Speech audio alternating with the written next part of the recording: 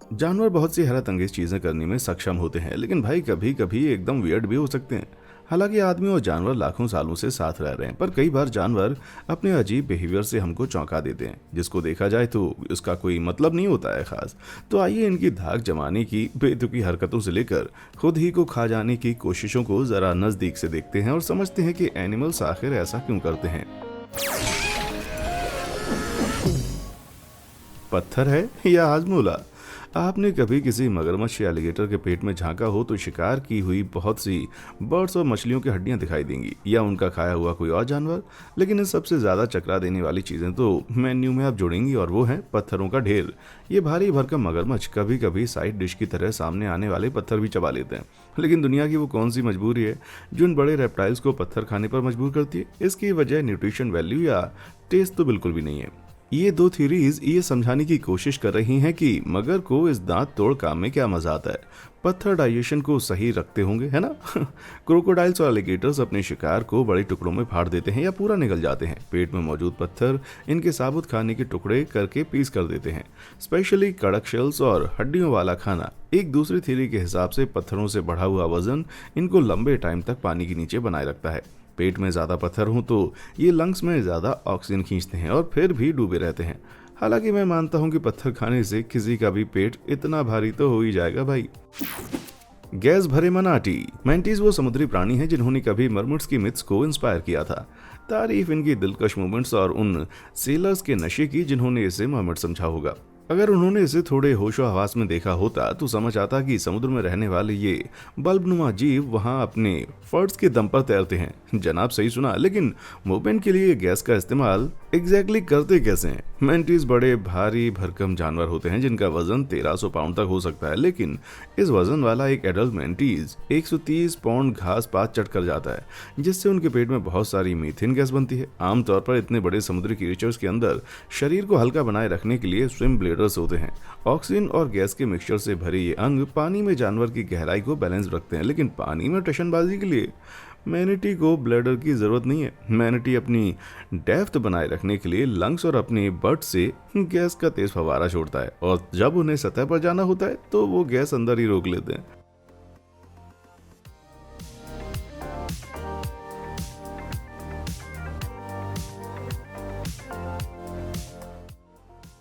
लेकिन जब तले में जाना होता है तो सारी गैस छोड़ देते हैं। उनके नीचे दिए गए लाइक और सब्सक्राइब बटन्स को दबाइए ताकि आप मेरे ये पागलपंती वाले लेकिन मजेदार वीडियोस को कभी भी मिस ना करें। चालाक कौवे। क्या आपको कभी किसी ने बर्ड ब्रेन कहकर बुलाया है? आप शायद सोचेंगे कि कोई आपको बेवकूफ़ बना रहा है, लेकिन अगर बर्ड ब्रेन कौवे का है तो ये आपके लिए कॉम्प्लीमेंट से कम नहीं है। काले पंखों वाले इन परिंदों को अक्सर संसार के सबसे चतुर जीवों में से एक माना जाता है, और ऐसा बेवजह नहीं है। ये तिकड़मबाज बर्ड्स जिंदा कैसे रहना है ये सीख चुके हैं। पहुंच से दूर खाने के लिए ये भी जुगाड़ कर लेते हैं।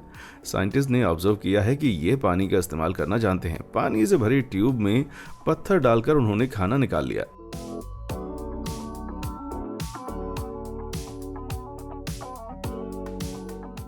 ये अलग अलग इंसानी चेहरे भी याद रख सकते हैं। मतलब आपने किसी कौवे को सताया तो ये आपके लिए खुन्नस भी पाल लेंगे। कोई शक नहीं है कि ये अकलदार होते हैं। साइंटिस्ट साबित कर चुके हैं कि कौवों में एवरेज 7 साल के किसी इंसानी बच्चे के बराबर रीजनिंग स्किल्स होती हैं। ये समझदारी उस गजब के मिले जुले बर्ड ब्रेन की देन है। दूसरी बर्ड से अलग कौवों का फोर ब्रेन काफी बड़ा होता है। मुश्किल चीजों को समझने और प्रॉब्लम सॉल्व करने की ताकत इसी फोर ब्रेन से आती है। फोर ब्रेन में कौवों के दिमाग के टोटल वेट का 80% वजन होता है। सरप्राइजिंगली आदमी के दिमाग का प्रोपोर्शन भी ऐसा ही होता है। तो ऐसा लगता है कि सभी बर्ड्स कौवे जितनी दिमागदार नहीं होती। ज़ेब्रा फिंच के अंडे। बर्ड्स की दुनिया में कोई खूबसूरत साथी ढूंढने की कोशिश एक सरदर्द सी है। बहुत सी फीमेल बर्ड्स अच्छे पंख, साइज और घोंसले वाले मेल्स को तलाश करके ब्रीडिंग करने में ढेर सारी एनर्जी वेस्ट करती हैं।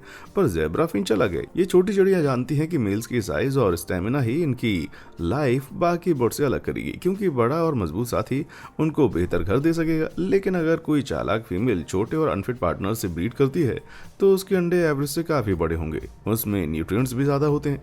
ज़ेब्रा फिंच परमानेंट साथी चुनती है, इसलिए दूसरे बेहतर पार्टनर के लिए उसे कुछ नहीं बचाना होता।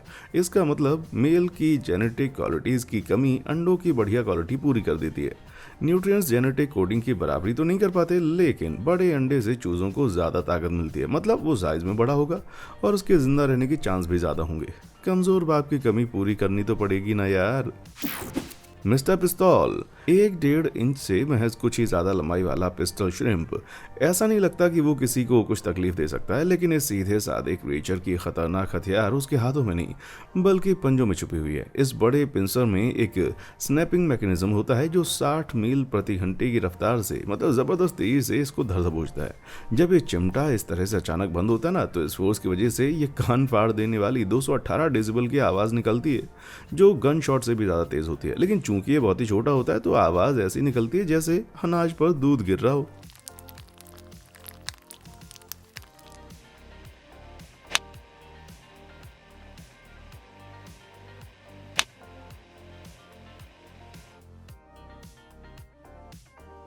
शायद इसका नाम पिस्टल श्रिम्प्स ऐसे ही नहीं पड़ा है। इसके बड़े भारी पिंसर्स की डिजाइन की वजह से ही ये धमाकेदार एक्शन देखने को मिलती है। पिंसर्स के दो हिस्से होते हैं, प्लंजर और सॉकेट। श्रिम्प के जबड़े खुलते हैं और टेंशन बनकर जबरदस्त फोर्स से पूरी तरह से बंद हो जाते हैं। जब प्लंजर सॉकेट पर गिरता है तो अंदर जमा पानी 105 फीट पर सेकंड की जेट स्पीड से बाहर निकलता है। ये इतना तेज होता है कि वाटर प्रेशर तेजी से कम होकर वैक्यूम बनाता है। वैक्यूम खत्म होते ही निकली पानी की बेहद तेज फुहार नजदीक ही मौजूद शिकार को हैरान कर देती है। इस रिएक्शन से एक रोशनी की चमक के साथ गर्मी भी निकलती है, जिसका टेम्परेचर 8000 डिग्री फ़ारेनहाइट तक जा सकता है, जो सूरज की गर्मी के बराबर है। तो चाहिए छोटा श्रिम्प आपकी उंगली से ज्यादा बड़ा नहीं है, फिर भी इस पिद्दी सी पिस्टल को भूलकर भी हाथ मत लगा देना भाई। यही बाकी था। केपीबारास बेशक दुनिया के सबसे बड़े और बेहद प्यारे रोडेंट्स हैं। कंधे तक ये 2 फीट तक लंबे हो सकते हैं और वजन में 143 पाउंड तक भारी हो सकते हैं। ये सेमी एक्वेटिक रोडेंट्स इतने ही खूबसूरत गिनी पिग के रिश्तेदार हैं। अपने सुपर स्मॉल रिश्तेदारों की तरह ये फ्रूट्स, घास और वेजिटेबल्स के मजे तो लूटते ही हैं, लेकिन एक बड़ी गंदी होम मेड ट्रीट के भी शौकीन होते हैं। उनका खुद का मल सुनने में उतना ही गंदा और उटपटांग बिहेवियर एक नॉर्मल और नेचुरल काम है, जिसे कोप्रोफजी कहा जाता है। कैपिबारा की खाई कुछ चीज़ें जैसे घास वो मुश्किल से डाइजेस्ट कर पाते हैं। वो अपना खुद का मल खा लेते हैं ताकि उसे ठीक से दोबारा पचा सके। तो वैसे प्यारे लगने वाले रोडेंट्स मॉर्निंग में खुद का ही मल खा जाते हैं, जो कि कल के खाने से ज्यादा प्रोटीन रिच होता है। अब भी ये आपको उतनी प्यारे लग रहे हैं क्या? गाय है या कंपास? साल 2008 में साइंटिस्ट को दुनिया के सबसे साधारण जानवर में से एक गाय का एक असाधारण बिहेवियर दिखाई दिया। शुक्र है गूगल अर्थ टूल इवेंट हो चुका था। इसकी मदद से वैज्ञानिक देख सके कि दुनिया भर के कैटल खेतों में बेतरतीबी से नहीं खड़े होते। उनमें से काफी जानवर नॉर्थ से साउथ एक्सिस के साथ लाइन में खड़े रहते हैं, जैसे कि वो खुद को धरती के मैग्नेटिक पोल्स के साथ अलाइन कर रहे हों। इस खोज ने तमाम साइंटिस्ट के बीच सनसनी फैला दी। इससे 2 इंपॉर्टेंट सवाल निकले। गाय ऐसा क्यों और कैसे कर रही थी? धरती का मैग्नेटिक फील्ड ही एक कॉमन वजह दिखाई दे रही थी। इससे यह तय हुआ कि गायों के पास मैग्नेटिज्म का 6th सेंस होता है। हो सकता है कि इसी सेंस ने इनके पूर्वजों की मदद माइग्रेन में की हो। डायरेक्शन का इतना सटीक सेंस इन्हें विरासत में मिला है। ये थ्योरीज चाहे बहुत काम की लग रही हो, मगर साइंस कमजोर साबित हो गया। इस अनोखे कैटल अलाइनमेंट की आगे की स्टडीज में वैसा पैटर्न नहीं दिखा। लोगों ने सोचा कि पुरानी कहानी सिर्फ एक इत्तेफाक था। बात मायूस करने वाली लग रही थी। लग रहा था कि गायों के डायरेक्शन सेंस के मिथ को भूसे में मिला दिया जाए। नकली प्यार। कुछ औरतें सोच सकती हैं कि बेडरूम रोमांस में वो बड़ी माहिर हैं और पता नहीं किस वजह से इंटीमेसी के दौरान नकली हवा बनाती हैं, लेकिन सिर्फ औरतें ही नहीं आहें भरती। स्वीडन की फिशरीज नेशनल बोर्ड के साइंटिस्ट ने पता लगाया कि फीमेल ब्राउन ट्राउट भी मैटिंग करते वक्त कुछ दिखावा करती है। उनकी रिप्रोडक्टिव साइकिल के दौरान अंडे और स्पर्म छोड़ते वक्त मेल और फीमेल मछलियों के प्रेमी जोड़ों के मुंह खुले और थर्राते रहते हैं, लेकिन फीमेल बिना अंडे रिलीज किए हुए ही अक्सर ये नाटक करती है और मेल हर वक्त उसका आशिक बना घूमता रहता है। यही नहीं, मादा जितना बढ़िया नाटक कर सकेगी उतने ज्यादा आशिक अपनी नस्ल बढ़ाने के इरादे के लिए उसके पास पहुंच जाते हैं। आखिरकार प्यार के नाटक में इस थर्राहट की क्या जरूरत है?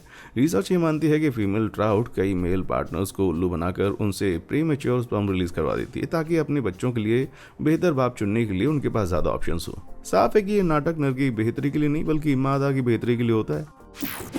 ड्रामेबाज ड्रैगन। शायद फीमेल ट्राउट को ये मजेदार लगता होगा, लेकिन कुछ मादा ड्रैगन फ्लाइज के लिए मैटिंग जीने मरने के लिए एक जोशीली लड़ाई में बदल जाती है। मादा अगर खुशकिस्मत नहीं है तो जबरिया संभोग के लिए जोश से भरे हुए मेल चोट पहुंचाना तो बहुत छोटी बात है, उसको मार भी डालते हैं। हालात इतने खराब हो जाते हैं कि फीमेल्स खड़ूस मेल से मैटिंग अवॉइड करने के चक्कर में किसी भी हद तक चली जाती है। वो मरने तक का नाटक करती है। 2017 में एक स्विस साइंटिस्ट ने देखा कि female moorland hawker dragon fly को कुछ होस्टेल मेल्स परेशान कर रहे थे। अचानक बड़े नाटकीय अंदाज में वो आसमान से जमीन पर आकर ढेर हो जाती है और बिना हिले डोले पड़े रहती है। ऐसा लग रहा था कि इतने सारे परेशान करने वाले मेल से निपटने की थकान ने उसकी जान ले ली। जब सारी मिल्स वहां से चले गए तो वो वापस से उड़ गई, जैसे कि कुछ हुआ ही ना हो। मरने का ड्रामा दूसरे जानवर भी करते हैं, जैसे मेढक और खासकर पोसम्स। ये शिकारियों से बचने के लिए ऐसा करते हैं, लेकिन लगता है कि ड्रैगन फ्लाइज मरने की नौटंकी हार्वे वेइनस्टीन जैसी कैटेगरी के शिकारियों को टालने के लिए भी करती है। मेरा मतलब समझ गए ना आप।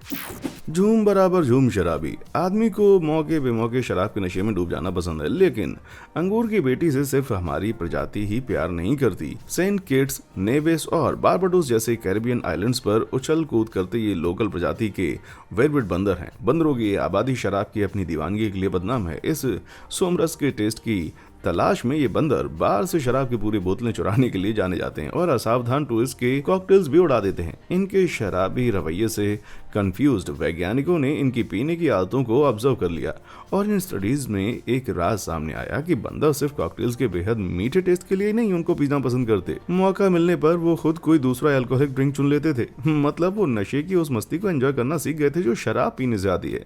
आगे की रिसर्च बताती है कि इनकी पीने की हैबिट्स भी इंसानों जैसी थी।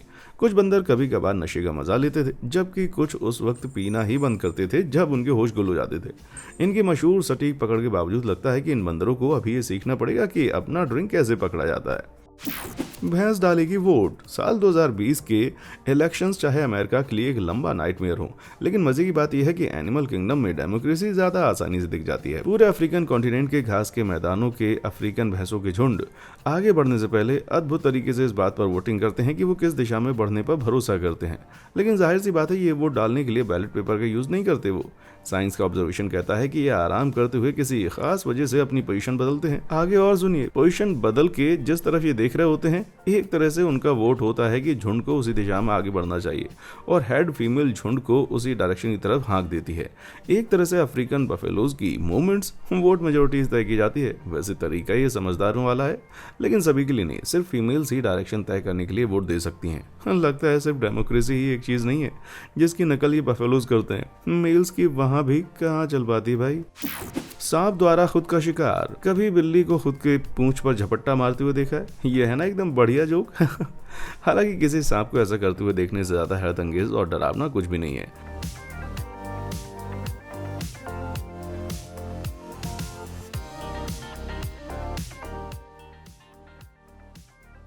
सांपों की पूंछ को खाने वाली डरावनी आदत के निशान सदियों से बनते आ रहे हैं। ओरोबोरोस को देख के जिंदगी और मौत की साइकिल समझ में आती है। वैसे ये निशान बहुत ही खूबसूरत हैं, लेकिन पूंछ खाने की वजह से इतनी अच्छी नहीं है। सांप उनका बॉडी टेम्परेचर रेगुलेट नहीं कर पाते हैं। ठंडे खून वाले इन प्राणियों को गर्मी के लिए बाहरी सोर्स के पास जाना पड़ता है, जैसे धूप या गर्म लैंप।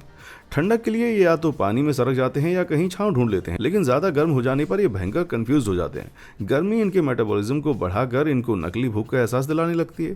तेज भूख में ये जो सामने हो उसी को खाने की फिराक में रहते हैं। बदकिस्मती से वो इनकी पूंछ ही होती है। ये सांप शिकार को अपनी जबड़ों से बाहर निकलने नहीं देते। पूंछ को खाते हुए ये खुद को ही नाश्ता समझने लगते हैं और फिर ये रुकते नहीं है। दिलेर बकरी। भाइयों बहनों, हमारी दुनिया में हर चीज ग्रेविटी से बंधी हुई है सिवा इन बकरियों के। इन खुर वाले चौपायों की कई सब स्पीशीज फिजिक्स का पूरी ताकत से मजाक उड़ाती हैं। वजह इनकी चढ़ने की बेहद गजब की काबिलियत है। फॉर एग्जांपल, नॉर्थ अमेरिका की खूबसूरत माउंटेन गोट्स, उनकी जिंदगी का बड़ा हिस्सा पथरीले ढलान वाले पहाड़ी एरिया में बिताने की आदी हो चुकी हैं। यूरोपियन अल्पाइन आइबेक्स में रहते हैं। ये एक्सपर्ट की तरह लगभग किसी भी जगह चढ़ सकते हैं, यहाँ तक कि सीधे खड़े डैम्स की ईंटों पर भी। बैलेंस बनाने की इनके साधारण खूबी के अलावा इनके पास दो हिस्सों में बटे हुए थोड़े नाजुक खुर भी होते हैं। ये खुर उनके वजन को दरारों में फैला देते हैं और पकड़ को मजबूत करते हैं। ये ऊंची चढ़ाई के लिए ढल गए हैं ताकि चट्टानों का नमक चाट सकें और ऊपर उगी काय के साथ पेड़ों के टॉप पर उगे टेस्टी फ्रूट्स और पत्तियों को भी खा सकें। टेक्निकली इनका बिहेवियर जायज है, लेकिन मोरक्को में इस झुंड की तरह बकरियों को पेड़ों पर चढ़ते देखना आइंस्टीन का दिमाग भी फ्यूज कर देगा। यह अजीब सा बिहेवियर अक्सर साउ वैली में नजर आता है, जहां दुर्लभ और गेनिया के पेड़ होते हैं।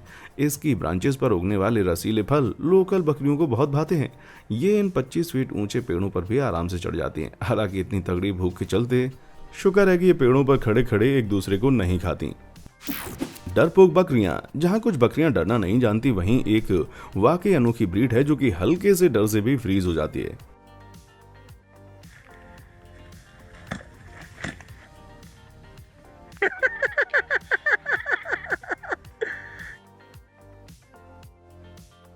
ये हैं फैंटिंग गोट्स। डर से बेहाल इन फर के गोलों का असली नाम है मायोटोनिक गोट्स। ब्रीडिंग के दौरान इन्हें एक जेनेटिक कंडीशन विरासत में मिलती है जो कि डराए जाने पर कुछ देर के लिए उनकी मसल्स कड़क कर देती है। नॉर्मली जब कोई जानवर डरता है तो दिल की धड़कन बढ़ाने वाले एड्रेनालिन का एक छोटा सा झटका उसकी मसल्स को लगता है, लेकिन इन बकरियों के सेल म्यूटेशन एड्रेनालिन को मसल्स तक नहीं पहुंचने देते और इस वजह से मसल्स जाम हो जाते हैं। इसलिए कोई इस आदमी की जैसी एक बचकानी हरकत भी कर देना तो ये बकरियां डर से जम जाती हैं। गनीमत है कि बकरियां सही में बेहोश नहीं होती, वो सिर्फ नीचे गिरती हैं और मसल्स ठीक होते ही फिर से उठ जाती हैं। वैसे इससे बकरियों को कुछ नुकसान या दर्द नहीं होता, लेकिन सिर्फ किसी को हंसाने के लिए बार बार चौंकाने से ये मतलब अच्छा नहीं होता। Rowdy magpie. Black and white Eurasian magpies पूरी दुनिया में उनके खूबसूरत पंखों और तेज दिमाग के कारण जाने जाते हैं, बल्कि हर जगह ये दुनिया की सबसे समझदार बर्ड्स में से एक मानी जाती है। लेकिन ये खूबी इनके हाइपर अग्रेसिव ऑस्ट्रेलियन कजिन्स में नहीं होती। ये डरा देने वाले बर्ड्स इनके नेस्ट के पास से निकलने वाले बेकसूर लोगों पर भी ऊपर से डाइव करते हुए हमला कर देते हैं, जैसा इस बदनसीब बच्चे के साथ हुआ।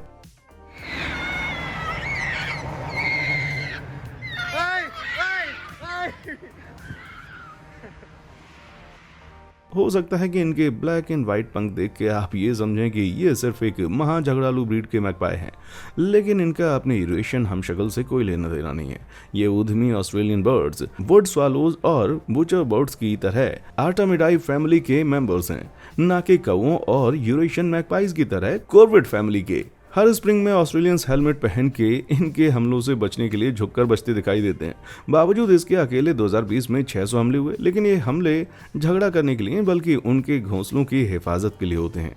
ये दबंग स्ट्रेटजी ब्रीडिंग सीजन में खतरनाक शिकारियों को उनके घोंसलों से दूर रखती है। घोंसलों के 160 फीस की रेडियस में आने वाली हर एक चीज इनका हौसला झेलती है। किस्मत से मैटिंग पेयर्स में से 10% ही इस मैगपाई की तरह तुनक मिजाज होते हैं, पर दुनिया पर हवाई हमले की दहशत बनाए रखने के लिए इतने ही काफी होते हैं भाई। मजेदार हुडेड सील। लड़कियों को इम्प्रेस करने के लिए कुछ मर्द अपना सीना फुला लेते हैं ताकि वो ज्यादा हॉट लग सकें, लेकिन नर हुडेड सील जब मादा को रिझाते हैं तब कुछ और ही फुलाते हैं। एक नथना बंद करके ये सील दूसरे नथने की इलास्टिक मेम्ब्रेन को हवा भर के फुला लेते हैं। ये थैला बाहर निकल कर किसी जोकर की बड़ी नाक के जैसा लगने लगता है।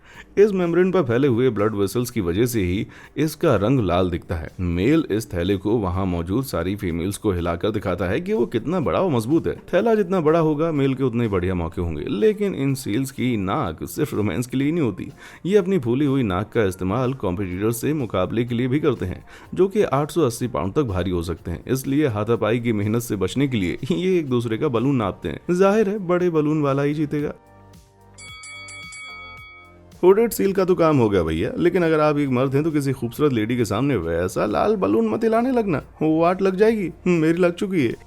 हिरण की रंग बदलती आंख। रेनडियर रूडोल्फ की कहानियों वाली चमकती लाल नाक की वजह से ज्यादा जाने जाते हैं। साइंटिस्ट ने खोज की है कि ये जानवर वाकई में अपना रंग बदलते हैं, मगर एक अलग तरीके से। आश्चर्यजनक रूप से इनके आईबॉल्स का पिछले हिस्से का रंग बदलकर गर्मियों में सुनहरा और सर्दियों में ब्लू हो जाता है। ये सब कुछ इनके टेपिटम लूसिडम या कैट्स आई में आए बदलाव से होता है। कैट्स आई रेटिना के ठीक पीछे मौजूद कांच की लेयर होती है। ये रेटिनल स्वीट स्पॉट से बची रोशनी को वापस आंखों में रिफ्लेक्ट कर देती है। जानवर इसकी मदद से कम रोशनी में भी देख लेते हैं। रेनडियर आर्कटिक में रहते हैं, जहां गर्मियों में हफ्तों उजाला बना रहता है और सर्दियों में महीनों लंबी रातें होती हैं। उनकी आंखों को इस बदलाव में खुद को एडजस्ट करना पड़ता है। अंधेरे के लंबे सीजन में रेनडियर के आइरिस महीनों तक फैले रहते हैं। इस तरह आइरिस के लंबे वक्त तक फैले रहने से उनकी आंखें सूज जाती हैं, जिससे टेपिटम बनाने वाले फाइबर्स दबने लगते हैं। फैले हुए टेपिटम जनरली पीली वेवलेंथ रिफ्लेक्ट करते हैं, जबकि कंप्रेस टेपिटम नीली वेवलेंथ रिफ्लेक्ट करते हैं। इसलिए गर्मियों में रेनडियर के गोल्डन टेपिटम उजाले से लगातार मुकाबले के लिए आंखों से ज्यादा लाइट रिफ्लेक्ट करते हैं, इनबिल्ट सनग्लासेस की तरह। और सर्दियों में टेपिटम नीला हो जाता है, जो लंबे और अंधेरे से मुकाबले के लिए आंखों से कम लाइट रिफ्लेक्ट करता है। सुनकर रूडोल्फ को जलन होने लगी होगी भाई। योग गुरु। 2020 के शुरू में दुनिया में एक सनसनी फैली जिसने लोगों को डराकर कंफ्यूज कर दिया। वो वायरल नहीं भाइयों, ये वाला ट्विटर यूजर जोने 78 ने दुनिया का ध्यान एक बैठे हुए उल्लू के फोटो की तरफ खींचा, जिस पर मेरा कोट था क्रिस क्रॉस एप्पल सॉस। ये जानते हुए कि पहले कभी किसी ने एक बर्ड को योग गुरु की तरह अपने पैर मोड़कर बैठे हुए नहीं देखा था। इंटरनेट पर सवाल उठा कि क्या उल्लू पैर मोड़कर बैठ सकता है। इन अमेजिंग पक्षियों की बेहद लंबी टांगे लगती हैं कि ये पेट्रेजल जैसी मुड़ जाएंगी, लेकिन कड़वा सच ये है कि ये क्रिस क्रॉस नहीं बैठ सकते। उल्लू के पैरों में पीछे मुड़ने वाले जॉइंट्स होते हैं, इसलिए इन्हें फिजिकली इंसानी पैरों की तरह नहीं मोड़ सकते। असलियत में उल्लू हॉक्स के बल बैठते हैं, जो उनकी थाइज और लोअर लेग्स के बीच पीछे मुड़ने वाले जोड़ होते हैं। रेस्ट करने का तरीका कई बर्ड्स में देखा जाता है। हालांकि इस छोटे उल्लू जितने सामने के फेदर्स सबके नहीं होते, तो शायद हो सकता है कि पंखों की ये जमावट से ऐसा भ्रम हो रहा हो कि ये उल्लू कुछ अच्छे आसन जानता है।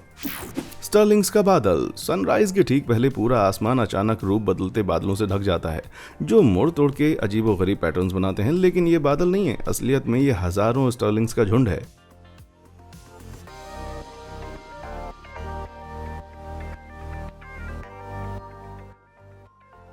और जब ये ऊंचे आसमान में इनकी ये बेहद मुश्किल कोरियोग्राफी दिखाते हैं, तो उसे मर्मिशन कहा जाता है। इसकी शुरुआत तो कुछ सौ या कुछ हजार बर्ड्स से होती है, लेकिन जल्दी ही ढेर सारे स्टर्लिंग्स इस रात के वक्त होने वाले रूटीन एक्रोबेटिक में शामिल हो जाते हैं।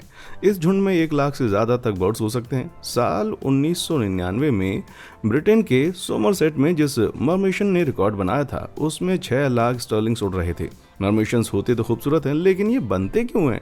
इतने बड़े झुंड की शक्ल में उड़ने से सब सेफ रहते हैं। आसमान में उड़ने वाले शिकारी इतने बड़े झुंड में से किसी एक को टारगेट नहीं कर पाते। इस तरह की गैदरिंग में स्टर्लिंग्स एक दूसरे को कम्युनिकेट कर देती हैं कि बढ़िया खाना कहाँ मिलेगा।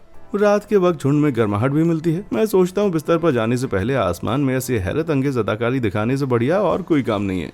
क्या आपने कभी किसी जानवर को ऐसा अजीबोगरीब और अनोखा बर्ताव करते हुए देखा है? मुझे नीचे कमेंट सेक्शन में बताएं। और हाँ, देखने के लिए शुक्रिया।